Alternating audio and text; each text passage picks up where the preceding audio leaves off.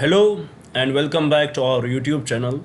Well, it is lecture 9 of governance and the date is 4th August 2025. And the today's topic which we have to discuss is comparison of Indian constitutional scheme with others, or in a way comparison of Indian constitution with other countries' constitutions. The first question which should come to your mind is that do we have to discuss all that what we discussed when we discussed the Indian Constitution? Do we have to discuss all that stuff with respect to other constitutions too? Then do we have to compare the two constitutions? Is this the way in which we are going to handle this topic? The answer to this is big no, because we don't have to be the expert in the constitutions of all these countries which we have, all those countries who have the constitution, and we don't have to compare that. And also, it is not the demand of the exam too. If you look at the topic itself, if you look at the syllabus, what does it say? It says the comparison of Indian constitutional scheme with other countries. So it is the constitutional scheme. So what it in a way says that, how I will break it down, to understand the Indian constitution, as I told you on our first day of our discussion, I guess maybe within 1 week, the first 2 to 3 discussions which we did, I told you that, if you have to understand the essence of the constitution, the philosophy of the constitution, you don't need to discuss everything. You don't need to read a full constitution for that. You just have to discuss, you just have to read the preamble of Indian constitution. The preamble of Indian constitution, because this preamble, it gives us the idea what this constitution is about. It gives us the idea about the philosophy of the constitution, and it also gives us the idea what was in the brains of the framers of the constitution. So with respect to that, we will look at the preamble and look at the values given in the preamble, and we will try to compare these values with the values of other constitutions. Mostly we would focus on the constitution of US, UK and France. These would be the countries mostly which we focus on. Does it mean, now you can ask me a question, sir, but here we have to focus on the other countries. Other countries does not include only these 3 countries. You are true, but if we look at, as I told you, when we started preparing for the UPSC and we started delivering the lectures, I told you on the first day that it is not everything we can read here. We cannot, even with respect to Indian constitution, with respect to Indian polity, we cannot read everything. If we have to be expert in that, it will take us years for that. We have to clear the exam. We don't have to be the PhD scholars for that. And for that, UPSC also knows that. UPSC does not want PhD scholars. If they would have wanted PhD scholars, then they would have made lateral entries more, open. But it is not the case here. UPSC wants the intelligent people, they want smart people, they want the people with the basic knowledge, and that's what we are going to get here. And for that, we have to look what is the demand of the UPSC over the years. And if you look the questions asked by UPSC are mostly revolving around these constitutions. The questions, if you look at the questions with respect to the governance, the questions are mostly revolving around these constitutions. And if we look and if we will further break those questions are mostly based on the principles given under the preamble of Indian Constitution. So making it short, what we have to discuss in this class, we will look at the principles, the philosophy of the constitution, that is principles given under the preamble, and then we will compare these principles with respect to the constitutions of mostly these 3 countries, and including China whenever it is required, including USSR or Russia whenever it is required, and other countries with respect to which we can have the broader understanding. And also with respect to governance, I told you, this subject, the governance as a subject, there is no specific book for you. There are no specific books for you with respect to these subjects. You may get from the market, you may get from the internet, anything. But if you will ask this question to the writer of the book or to the educator who is giving you those notes, they would definitely add that. We cannot say it would be enough. So for that, how to cover the governance, and I had told you about it, that you have to look at the current affairs. The current affairs are must with respect to the governance. You have to look at the current affairs, look at what are the situations happening right now, what are the countries we are interacting with. Recently we did the trade deal with the UK, so it becomes important for us. We have an issue with the US right now. It becomes an on that we can have broader discussion. We have issue with Pakistan, the concept of secularism, a question about it can be asked in the exam. So these are the things which we have to take care of. We have to take care of the current affairs. It is the must with respect to governance, and whatever we can handle, that should be enough for you guys. And what we can handle the preamble, the values of the preamble, and compare it with respect to the constitutions of various other countries. So this is what our model for today's discussion would revolve around. So before we'll start now our discussion properly, I would like to give you the brief introduction about our initiative, which I every day give, so that if you will be the new students of my channel, you would get more connected with us. What is this initiative? It is the initiative we started from 2nd June 2024 5 sorry, and the initiative is about target IAS 2026. And in this initiative, every day we are trying our best to upload 2 videos, one in the morning session where we will take care of your current affairs, and one in the evening session where we will discuss your static syllabus. And in the evening session, here we had started with Indian polity, which we had already completed. We gave 30 lectures to it. Almost every lecture was 1.5 hour large, maybe sometimes more or less, and we took 30 lectures to complete the Indian polity. And now we are discussing governance, and you can see already it is the 9th lecture. Mostly after this lecture, 2 lectures are there which we have to take care of, then the governance part would be over. And also here I had told you that one thing which I would like to repeat, that as we are uploading everyday lectures here, and I had promised you one thing, that by the month of January 2026 we are going to complete your full syllabus. Whatever is required for you to clear the exam, we will cover it here. But the only exception is that we are not going to cover the optional subjects. That's what we are not going to cover here. And one more thing, with the lectures, with the current affairs analysis, you also need notes, and we are preparing those notes for you. And those notes are written so beautifully. Once you will read them, you will understand these lectures, you will understand everything with the greater hold on the topics. And those topics which we had discussed there, we are not only just discussing the topics, we are also giving the possible questions with respect to that topic. If it is related to prelims, then it would be the prelims question, and if it is related to mains, then there would be the mains question, so that it will give you enough time. You won't have to search for the various questions. Once you are reading the book, you will get the idea how these articles are important for you and how to respond to them. So this is what in this model we had prepared this note. These notes are, I can say, this book is almost 900 to 1000, more than 1000 pages. I had prepared it on the Word. It is more than 1000 pages, I can say it here.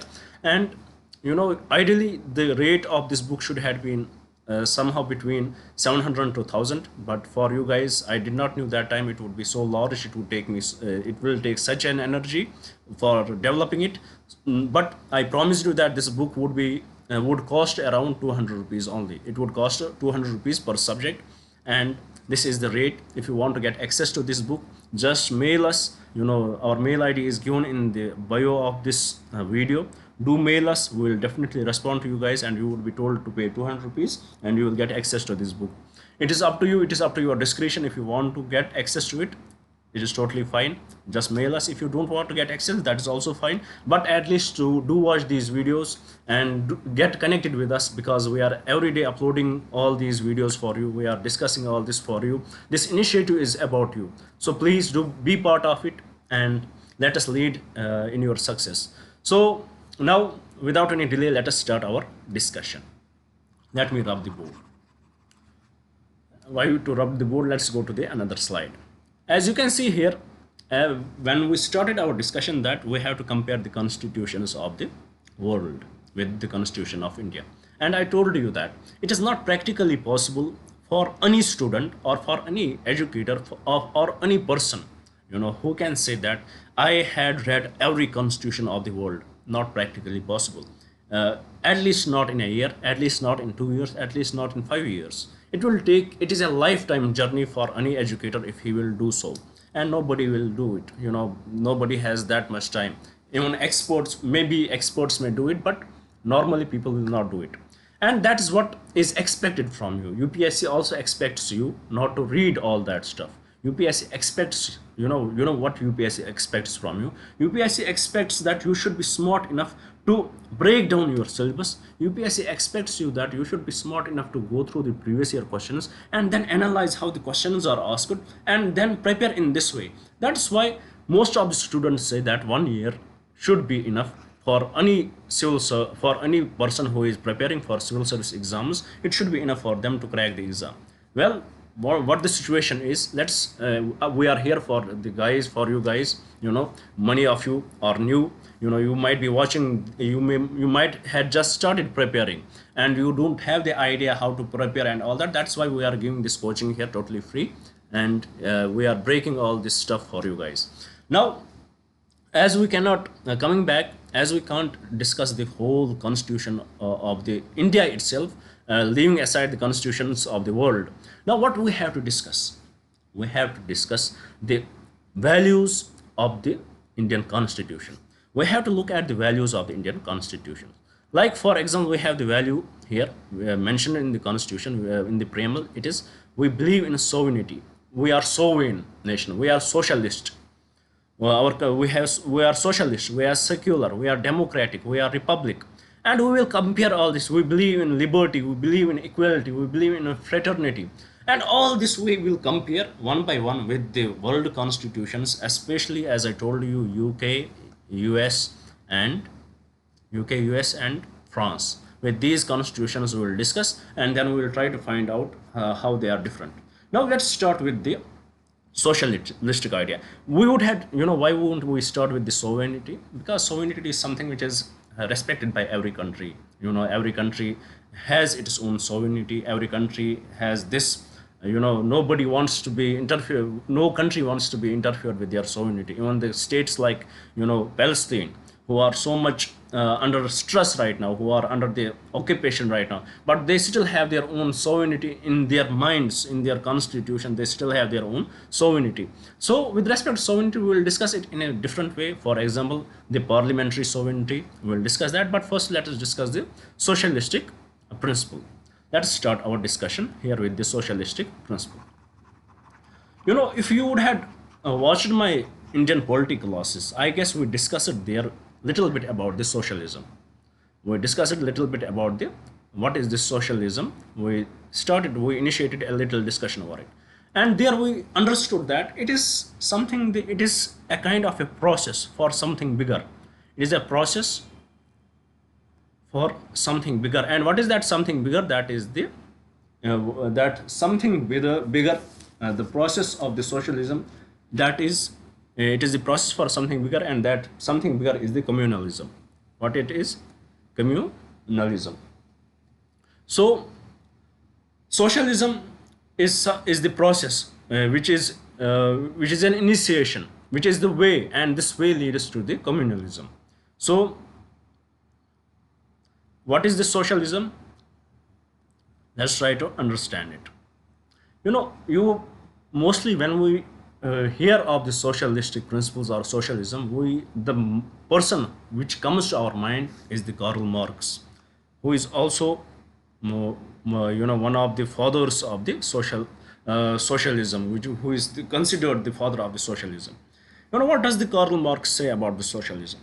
What does he say? What was his principle?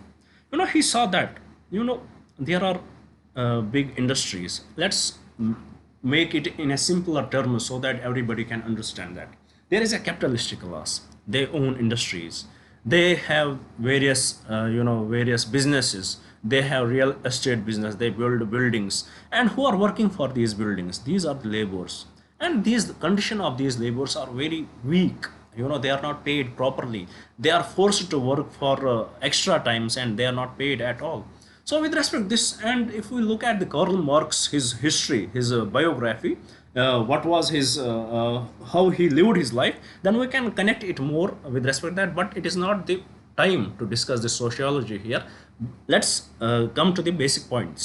When he saw that, when he observed that this capitalistic laws, it is doing very much injustice to these laborers. They are the laborers of the real one, who are the builders of the nation, who provide for everything, who build everything, and they are not getting any share of it. So what he proposed, that he proposed that this capitalism is biggest threat for the people. It is the biggest threat for the existence of the people, and it must be changed, it must be challenged. And how it can be challenged? That if there would be the revolution, if there would be the revolution, and who will initiate this revolution? It is the revolution by these laborers, and this revolution can be bloodthirsty also. And what they have to do, they will overthrow this capitalistic class, they will overthrow this capitalistic class, and they will distribute the whole wealth of the nation between themselves. And eventually when there is the distribution of wealth, eventually then there would be no space for state. When there is no space for state, it will lead to the communalism. So eventually this is the socialism. What it says, there should be the distribution of wealth, everybody should have, there should be equity, there should be equality, and the wealth should be distributed evenly.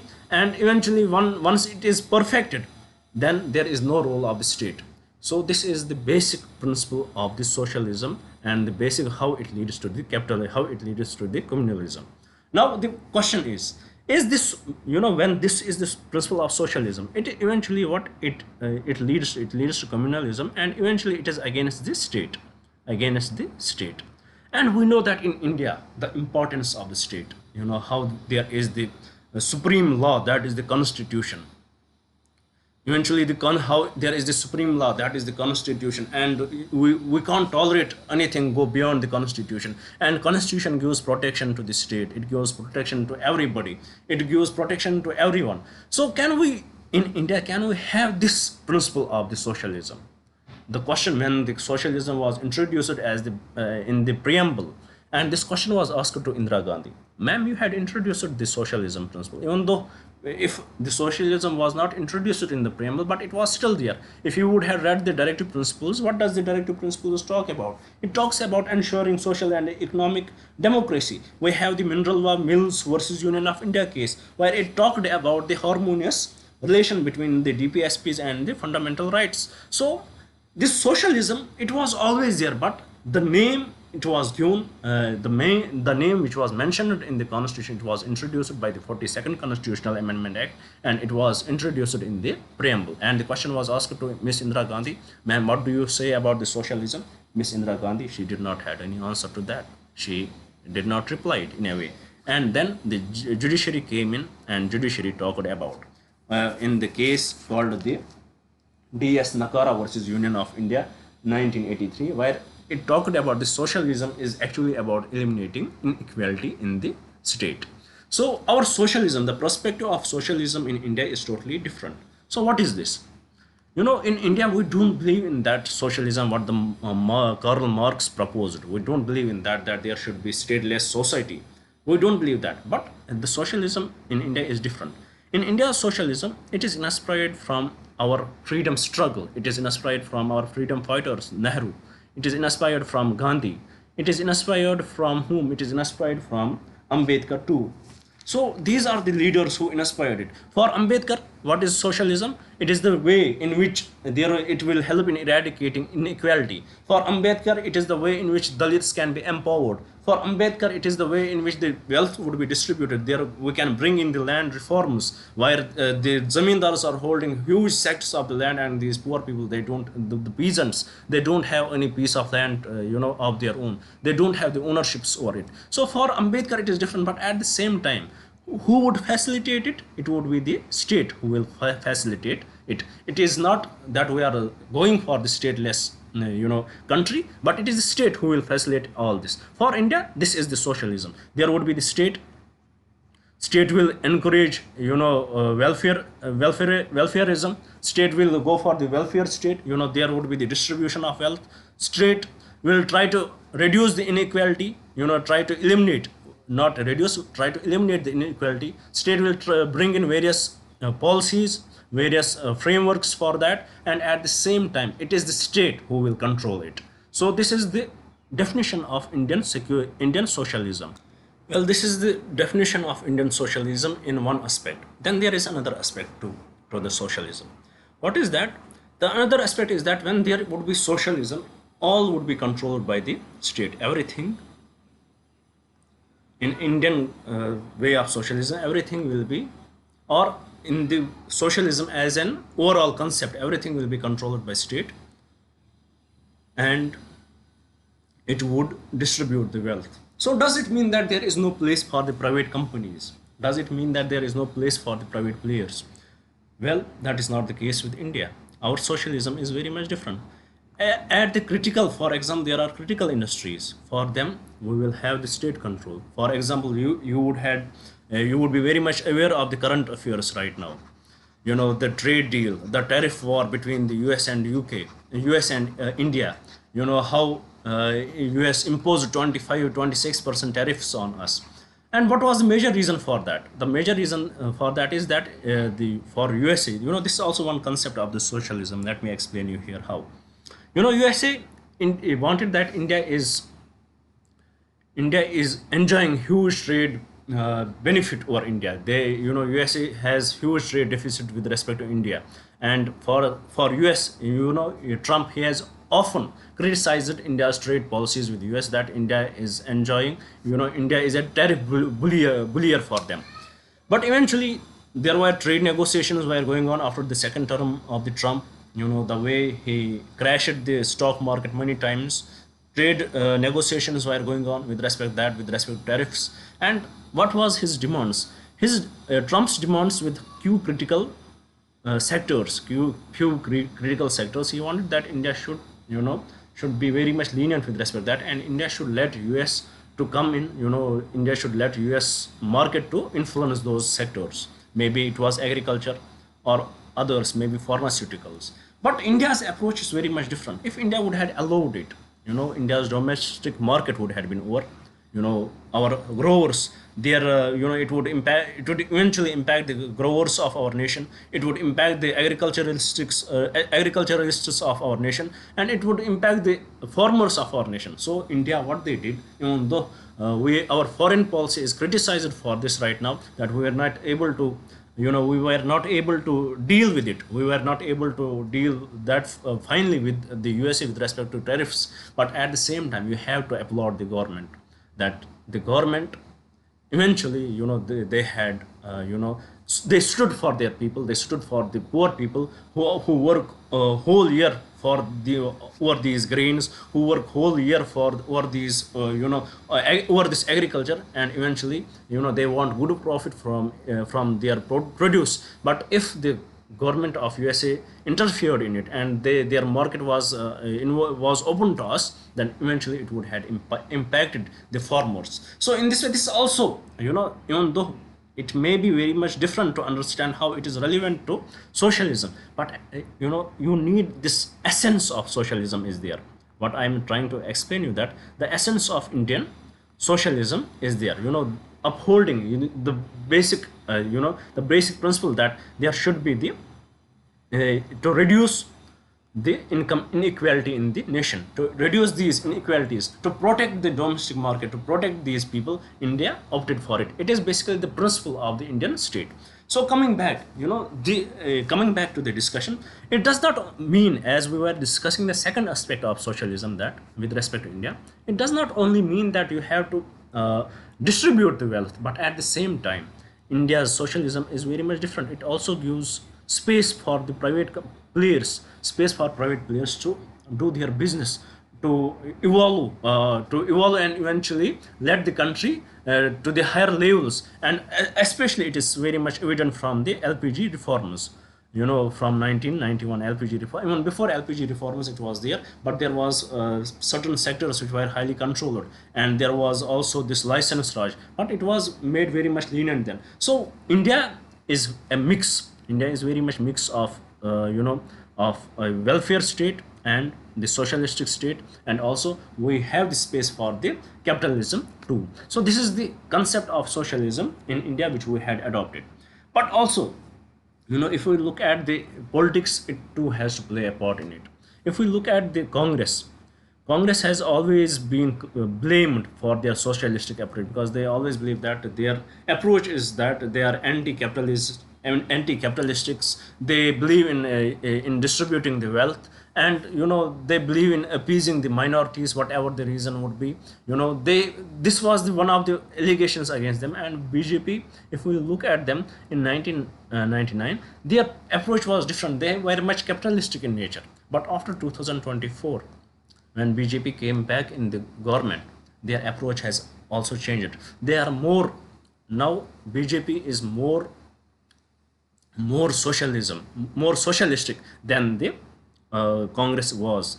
If BJP is more socialistic than the Congress was, because it is very much evident from the policies what the BJP is bringing in. For example, Kisan Credit Scheme. We have all those schemes what the government is bringing in. This is only possible if the country has this essence of the socialism. Now let's compare. This is the concept of socialism in India.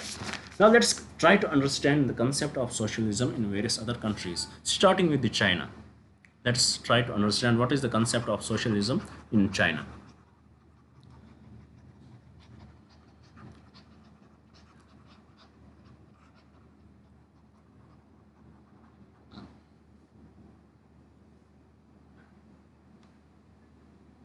China is also a socialist country. Basically, it was a socialist country. Now there are allegations that China is more capitalistic than the USA. It is the Chinese version of the capitalism. That there would be the one political party, the government that will own it. The government will be the biggest capitalistic. Biggest capitalistic capital. They would be the biggest capitalists of the country. The government. It is one of the allegation. But leave it aside. Let's see what was the what is the understanding of the Chinese socialistic approach. We understood that China is a socialist country. It is socialism is deep rooted in the Marxism and Leninism. It is socialism is deep rooted in Marxism and Leninism, and basically inspired from USSR and Karl Marx himself. But it was shaped by the Mao Zedong. Mao Zedong shaped it, and it is also called as the Maoism. And to be fair, Mao Zedong did not like it to be called as Maoism. Why? We discussed that Karl Marx, what did he said about how to get the capitalism, how to achieve this theory of capitalism, how to achieve the theory of socialism, that the wealth should be distributed, it should be come into the hands of these workers. Karl Marx said that it is the working class, they have to revolt. But for the Mao Zedong, it is not only the working class who will have to revolt, it is other classes too who will have to come in, and then only we can achieve it. So revolution can overthrow this capitalism, but how? When we will bring in various other classes, when they will collaborate, not only the workers, then only we can overthrow the capitalism. Then it became, the Mao Zedong's government came in, it became the it became the socialist country. But there are the allegations now against this China, that it is not a socialist country, it is bigger than it is much capitalist country, but the whole wealth is concentrated in the wealth of the few people who are governing the government. How it is so? If we look at the different schemes brought forward by China, for example, we have the Belt and Road Initiative. Belt and Road Initiative. We see with respect to China, they control the value of their currencies. They control the value of their currency. It is not driven by the market. It is very much controlled by the government. So how these two are connected with this socialism or the capitalism? What is the basic goal of the capitalism? That they should control the wealth of the whole world, or they should control the wealth. And by Belt and Road Initiative, and by controlling the Chinese currency and getting involved in all the businesses, what does it mean? That they are eventually controlling the wealth of the whole world. They are trying to control the wealth of the whole world or whole country. So they are these bourgeois classes, they are these capitalistics who are in different shape right now. But at the same time, when they have this principle, when they have this principle of getting the wealth, when they have the principle of attaining this attaining the wealth of whole world, when they have this principle, being the world, being the biggest powerful world in the country, when there are the economic wars going on between US and China right now. But at the same time, we see that when our conditions demand, they also control. When our conditions demand, they act as much, they act as the, this is the future, this belt and road initiative, this control over currencies, this is the future of capitalism done by the state. But we also see that there are it is deep rooted, so there are deep rooted socialistic characteristics. For example, there is a free health care system. There are various other models which help the people, which where there is a distribution of wealth and all that. And also there is, when there are some private companies too, private players too, which play part in it, where they had created private players which play part in it. But when the time is when times require, what they do, they prohibit those private players in doing the business. They prohibit those private players in earning the profit. So their approach of socialism is very much different. Even though socialism is deep rooted in it, but the state has evolved. There is one party system, and the state has evolved in such a way that now their approach, the business they are doing, it is much capitalistic than the capitalism is itself. They are much capitalistic than the USA. But at the same time, when when the conditions demand, they force their private players to not do the business. They force their private players to not earn the profit. So this is how the Chinese socialism is. This is what the Chinese socialism is about. Now let's move to the Russia's socialism. Let's try to understand that. For that, let me rub it first.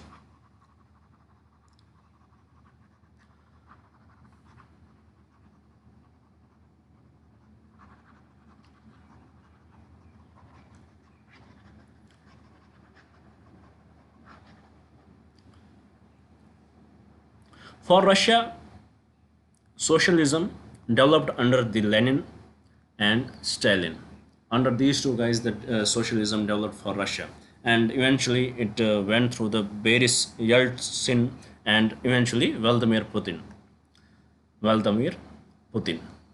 For Russia, as USSR, it was the communist state. There was a conflict between USSR and USA, and it was USA's main focus was that these newly independent countries, they should not get connected with the USSR. They should not be so socialistic in nature, and they should not have this approach of socialism, because for the USA, for the capitalism, it is the socialism is the biggest threat. And if you would be very much aware of the current affairs right now, you would have heard about this Zohran Mamdani, the elite class of USA. He is the mayor of California, I guess, one of the state there. I don't know. He is the mayor, mayoral candidate. I don't know whether he has won the election till now. I am not aware of that, but he is the candidate, and he has these socialistic principles. He believes in controlling the wealth. He believes in controlling the rents and all that. So this Zohran Mamdani, he is not well respected by whom? He is not well respected by the elites of the USA. For example, Trump himself, he does not like him, and Trump tweeted against him that he is the threat to the American society. So coming back to our discussion, we were discussing the Russia's socialism. Russia's socialism, it got inspired by Lenin and Stalin, and the Vladimir Putin is the end of it. It is the right now it is under the Vladimir Putin.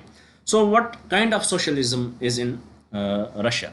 Russia also believed in the distribution of wealth. Wherever you will see the free healthcare system, wherever you will see the free education, wherever you will see the universal basic income, all this stuff, you should assume that this country is the socialistic country. But at the same time, these are complaints are emerging right now that the Russia, it has turned into the capitalism in some in some sanctions. What Russia has turned into oligarchic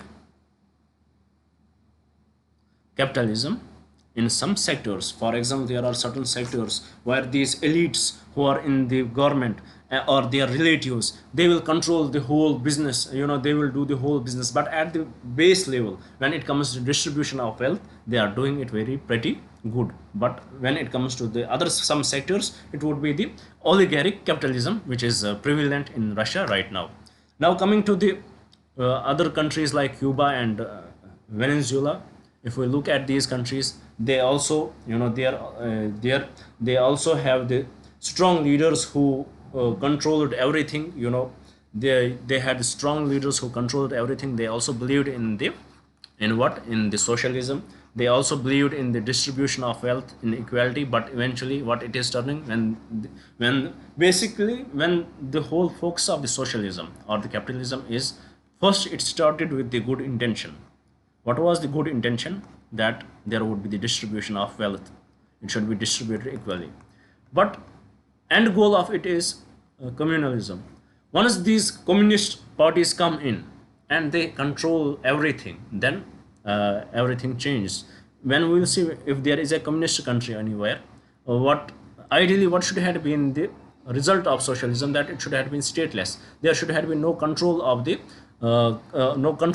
state in the economy. It should have been stateless. But eventually what they do, they control everything. Everything comes under their control, and this communist country, this communist state, it eventually it becomes the one big capitalistic state. And so is the case with the Russia, so is the case with the China, especially China, and so is happening in Cuba and Venezuela.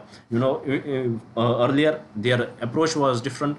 They believed in the distribution of wealth, but once these elite class it captures the power, then the situation changes drastically. It becomes a big business market, it becomes a big business class there. This government becomes a big business class, and they come into they are in the race of earning much and more profit. So this is the whole story. This is the understand. I hope with this discussion, which we did for almost half an hour, I hope you would have understood what the socialism is, what is its basic understanding of the socialism. It is the distribution of wealth by the state. This is the basic understanding of socialism. It is the way forward for a capitalistic state. But for the communist state, for the communist state. But how it can be achieved for Karl Marx, it is the the lower classes, the laborers, they have to revolt for them. But for some it is not the laborers, it is government, they can achieve it.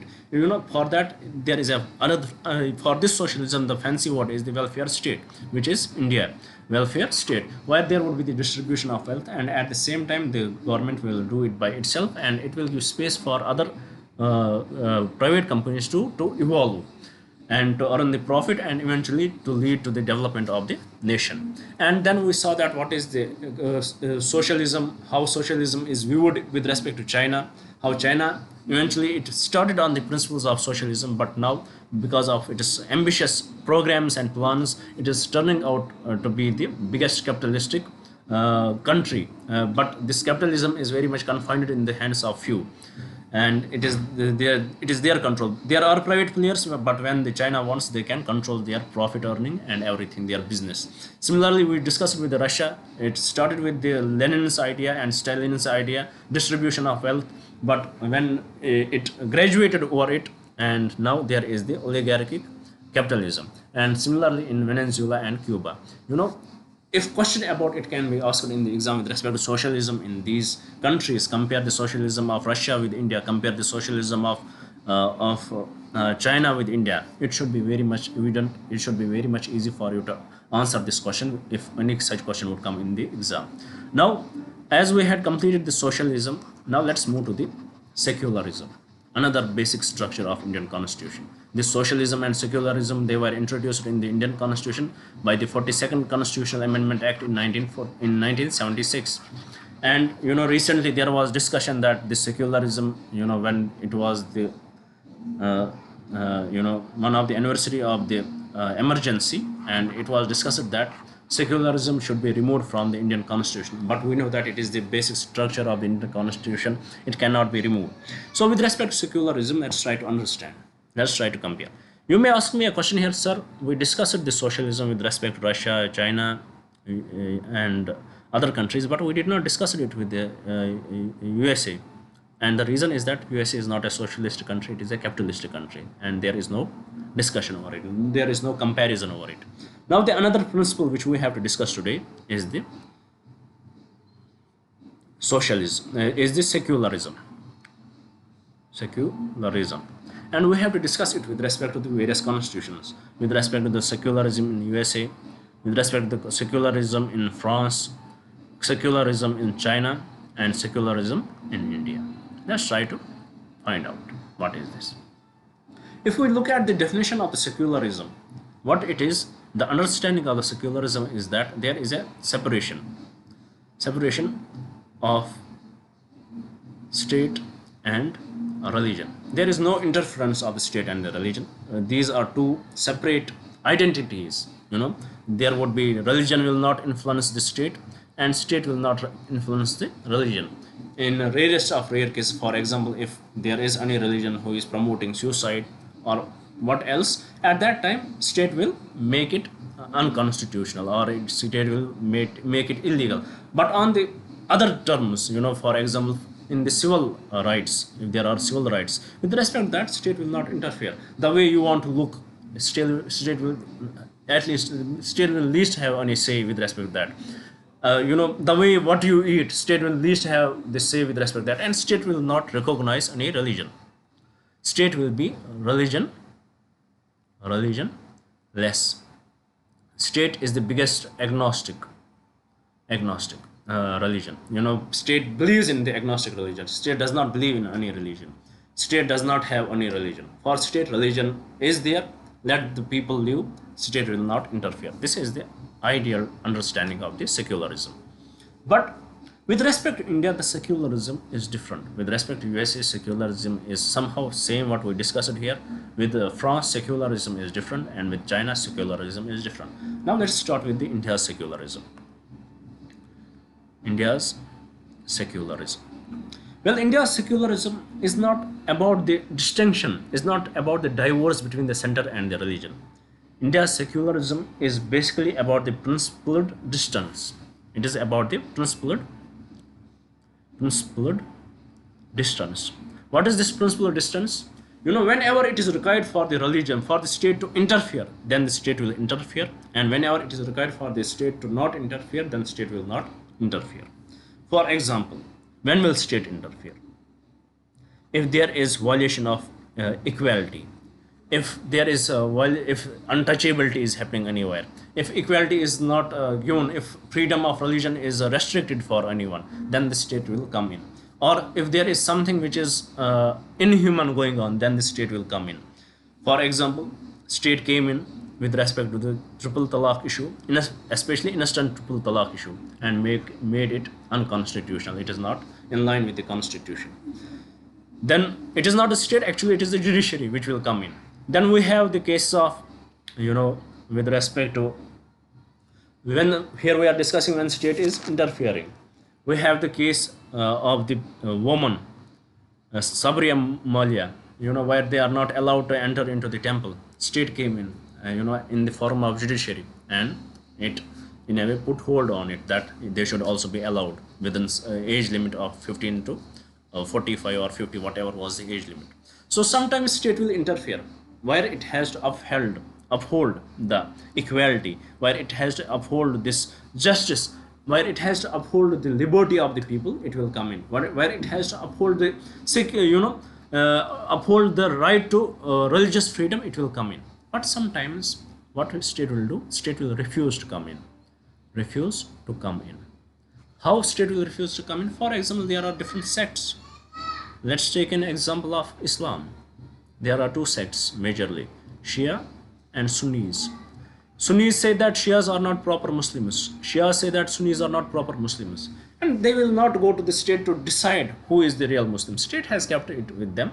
You decide this issue, who is the real Muslim. So in such scenarios, when it is the right to freedom of the people. For example, there is a sect, there are different sects who believe that going to shrines is allowed in Islam, and there are sects who believe that not it is prohibited in Islam to go to the shrines. All both of them, they have their own ideologies, and here the state can not come in that, and it will prevent any class, or it will educate any class to go for it. What state will do? State will recognize the both. State will give protection to the both. And why state will give this protection to the both? Because India as a state believes in the right to freedom of speech and expression. Right to believe. They have this belief. They have this right to belief of religion. Whatever they want to believe, let them believe it. In the religion, as we discussed when we discussed the articles with respect to freedom of religion, we saw that religion is something. It is not logical. It is the concept of faith. Let them do whatever they want to do, but whenever it is required, the state will also interfere. For example, if state will want to promote, state will not promote any religion, but at the same time, what state will do? It will provide the subsidies for your Hajj. It will provide the subsidies for any pilgrimage people are going. So in this way, this is the concept of Indian secularism, and it is the judiciary which has which involved in it, and eventually the judiciary, it gave the concept of the essential features, which is under the discussion. What are the essential features of the religion? Whether it should be the judiciary to decide, or it should be the religious groups, they should decide. So this is the concept of the secularism in India. Now let's have a look at the secularism in USA.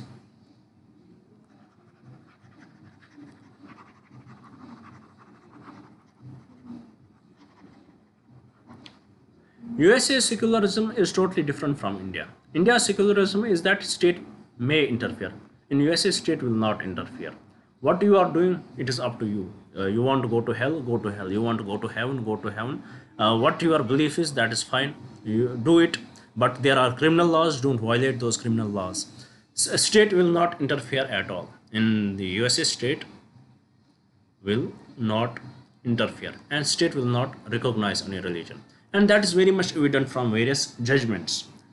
How state upholds the secularism in USA, how it is upheld through various judgments. For example, there was a case, Angel versus Vitale, 1962. Angel versus Vitale, 1962. It was a case where the prayers were written by the state to be recited by the public schools. Prayers written by the state to be recited by the public school. The matter went to the court, and what court said? That it is unconstitutional, because state does not have any say in the religion. State cannot promote any religion, and state cannot establish. There is the clause in the United Nations Constitution, that is establishment clause, which says that state can't establish a religion or support any religion. So making these prayers in the public school, and they have to recite them, it is very much unconstitutional. So this is how the state is differentiated from the religion. And similarly, there is another case which is with respect to the Santa Football Club Independent School District versus the Doe, 2000, where these football, there was a football match, and the students, they performed prayers before the match. The matter went to the court, and the school did not stop them. The public school did not stop them, and the matter went to the court, and court said that it is unconstitutional, because you cannot support, the state cannot support the religion, it cannot promote any religion, and not stopping these students, it is a way in which you are supporting the religion, so it is also unconstitutional. Then similarly, there is another case, which is Masterpiece Cake Shop versus the Colorado Civil Rights. Masterpiece Cake Shop versus Colorado Civil Rights. What is the case here? There is a transgender couple. They went to this cake shop, and they want to marry, and they told him to bake a cake for them, and this Masterpiece Cake Shop, they refused to bake a cake, and they said that it is against the values of their religion. Matter went to the court. You know what court said? That court favored this masterpiece cake shop. Why? Because it is their religious right to do whatever they want to do, and if they believe that it is unreligious for them, then they should not be forced to do it. So court favored them. Similarly, there are various other cases in which it is very much evident that how the USA, there is a clear division. There is a clear division with between the center and the, there is a clear division between the state and the religion. But eventually, as time is passing, now people are saying that this division, this clear division, it is only kept on the books. It is only kept in the Constitution of the USA. What is the reality? That is different. For example, there is a case with respect to Roe versus Wade. Case Roe versus Wade, where the question was about the right to abortion. Right to abortion, that it is the right of every female to abort their children when they are in certain stages, in the embryo, at the embryo stage, or whatever the time period is given to them. And in this Roe versus Wade case, the Supreme Court there, it held that it is the right of the people to abort. But what did, when there was government change, the Trump came in, he changed the judges, and when judges were changed, and they revoked the decision under the Doe's appeal. Under the Dobbs ruling, the decision was revoked and it was made unconstitutional. Now there is debate. If the secularism, it was separated, if the state was separated from the religion, but how the Trump was able to do it? You know, on paper, what he did was not illegal because judges converted this decision, but it was the political approach, how the polity works there. It was the it was the political ideology, it was the political understanding of the religion, how they influenced the judges and they changed the decision. So it is said that, it is argued that now the the secularism in USA, it is changing. It is not what it used to be, that there is separation, there is complete divorce, but now state is trying to interfere in this, and it is getting much worse. In India there is the interference, but it would be interference in every aspect. And in India, no religion is recognized, state does not recognize any religion, but in USA they are recognizing the Christianity, the only religion. So it is going to be much worse than it was there. So this is one of the issue, one of the drawback which we can write with respect to the US's secularism. Now with this, I hope you had understood it. Now there can be the question, is abortion, should it be allowed or not? You might have your own opinions. Some may say that it is the liberty of the woman, it is her body, her choice, she should decide.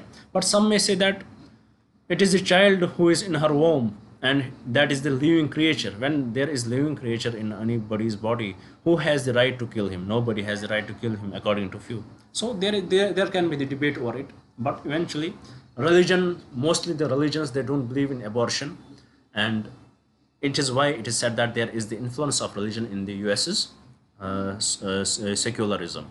Now moving forward, let's try to understand the France's secularism.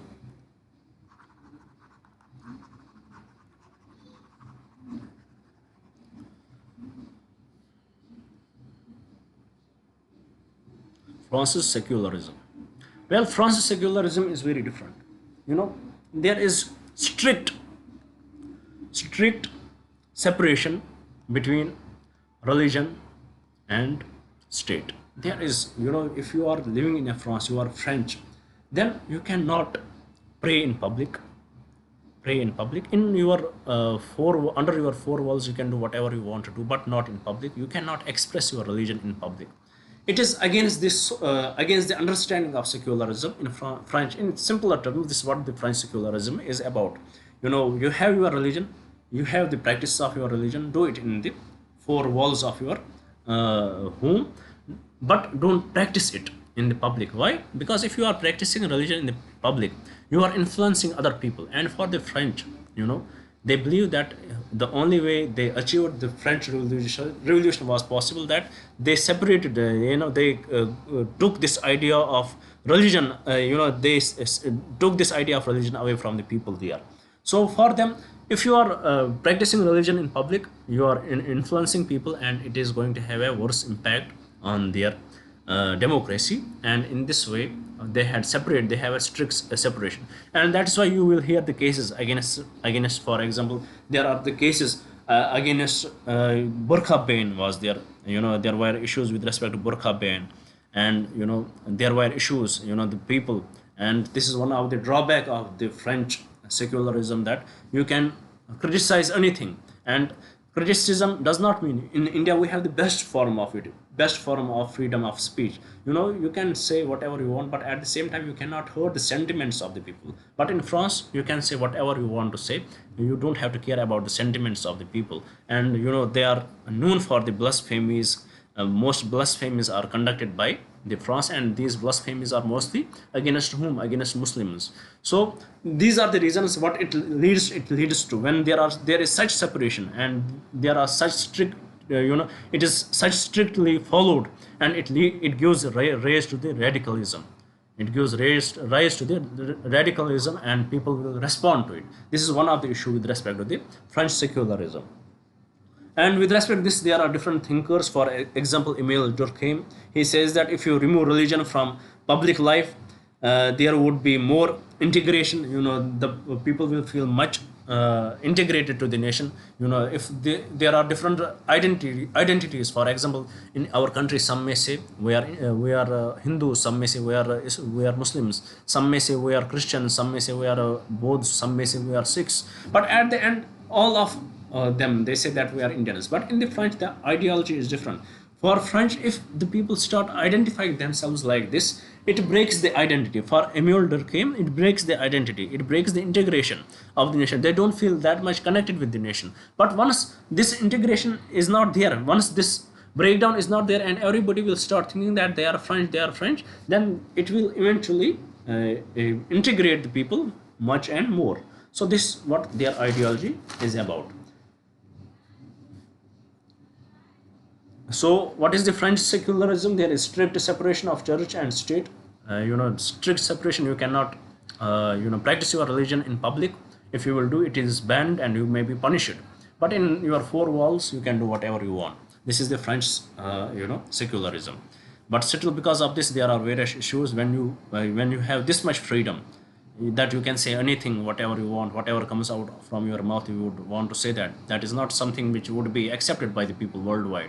For you, what can be the freedom of speech? But that may be insult to me, and you cannot insult me, even if the freedom of speech is your right. But say at the same time, not insulting me should be my right. So there should be a proper balance, and that is very much evident from the Indian Constitution. How India has beautifully, prescribed, or we can say enshrined this proper balance in our Constitution. And this question was basically asked in the exam too, that what can French learn from India with respect to the secularism, when there were various rows happening, various conflicts happening in France. And there was one of the biggest biggest campaign against the French president. There was one of the biggest campaign in the Islamic world. So this is the one of the drawback of the French secularism. Then similarly, moving to the last point with respect to secularism, it is the China's approach.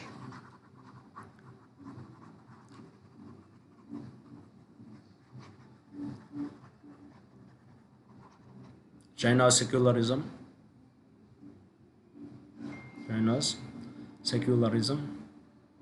Well, it is very much different. It is much stricter than that of the French. In France, at least you can pray at home, but in China you cannot even pray at home. China controls everything. They can detain you if you are praying at home, and that is why we often hear the cases with respect to the Uyghur Muslims. They are prosecuted for that. They are sent to the detention centers. They want them to re-educate about it, so they don't tolerate it. There is the most stricter understanding of the secularism, that there is totally separation of the separation of religion from the state, and you won't even be allowed to pray or to practice your religion at homes. So this is about the secularism, how it is followed in different nations. Now let's move to the last topic of today's discussion. I guess we had exceeded our time limit. The last topic is the parliamentary sovereignty. As I told you, in sovereignty, we will discuss it in a different way. Parliamentary sovereignty. In our first class, we discussed one thing, that there is something called the different types of constitutions, and in that different types of constitutions, we discussed that there is something called a written constitution, and there is something called unwritten constitution.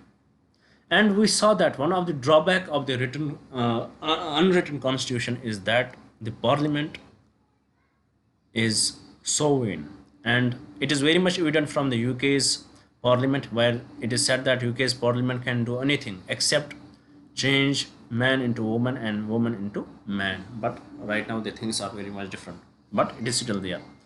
And when there is unwritten constitution, it gives scope for the judicial review. Amendment is very hard, amending is very hard, and eventually it is the constitution which is the superior.